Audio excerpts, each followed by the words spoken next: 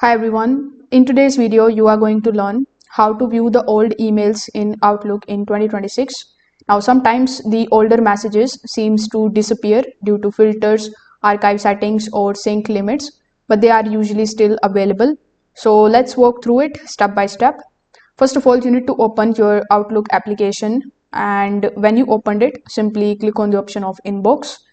Now, once you are inside the inbox, you just have to look for the option of filters here on the top. Now, once you select the option of filter, make sure that you select the option of all. If your inbox was filtered to the unread or flagged only, this will instantly bring back the older emails into the view. Next, you can use the search bar here on the top. You can type the keyword, the sender name, or a part of the subject. After searching, change the search location as all mailboxes or all folders. So here many older emails are moved there automatically.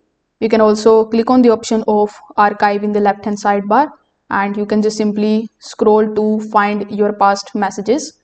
If you are using the new Outlook, you can go to the settings. Here in the settings, simply go to mail. Over here, you can look for the option of offline settings. Make sure that the option to keep the emails for all time is selected. This shows Outlook to show the older emails instead of limiting them by date. You can also check the other or the focused inbox tab.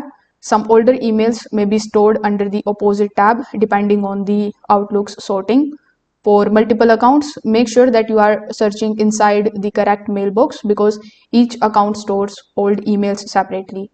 So if this video helped you out, make sure that you like this video and subscribe to the channel. Thanks for watching.